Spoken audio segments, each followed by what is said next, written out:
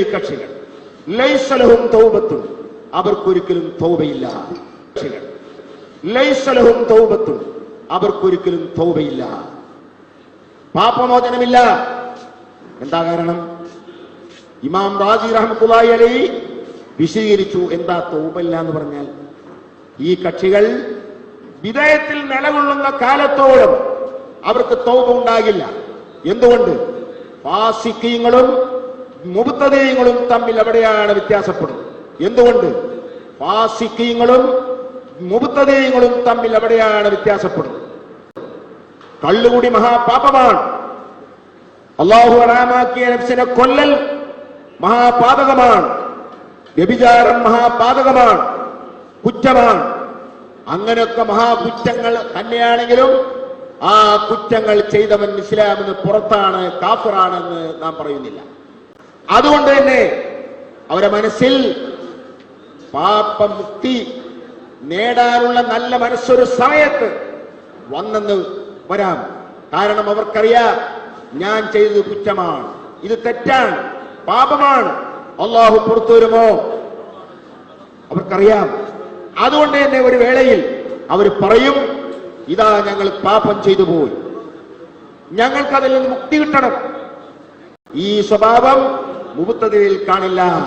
കാരണം അവൻ വിശ്വസിക്കുന്നത് അവന്റെ ആശയങ്ങൾ 100% ശരിയാണ്, തെറ്റല്ല എന്ന്. ഈ സ്വഭാവം മുബ്തദിയിൽ കാണില്ല. കാരണം അവൻ വിശ്വസിക്കുന്നത് അവന്റെ ആശയങ്ങൾ 100% ശരിയാണ്, തെറ്റല്ല എന്ന്. ഈ സ്വഭാവം മുബ്തദിയിൽ കാണില്ല. കാരണം അവൻ വിശ്വസിക്കുന്നത് അവന്റെ ആശയങ്ങൾ 100% ശരിയാണ്, തെറ്റല്ല എന്ന്.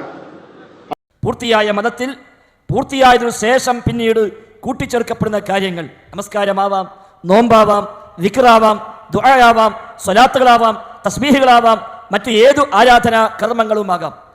പൂർത്തിയായ മതത്തിൽ ആ പൂർത്തിയാക്കപ്പെട്ടതിനു ശേഷം പിന്നീട് കൂട്ടിച്ചേർക്കപ്പെടുന്ന കാര്യങ്ങൾ എന്തോ അതിനെയാണ് ബിദ്അത്തുകൾ എന്ന് പ്രമാണങ്ങൾ പരിചയപ്പെടുത്തിയത്. വ്യത്യസ്ത രൂപങ്ങളിൽ ബിദ്അത്തുകൾ വരാം.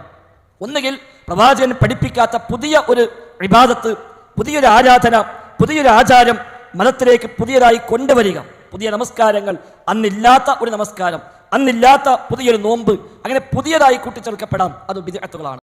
ഖുൽ ഹൽ നുനബ്ബിഉകും ബിൽ അഖ്സരീന അഅ്മാലാ,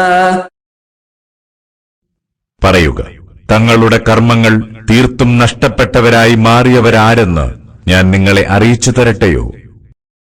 الذين ضل سعيهم في الحياة الدنيا وهم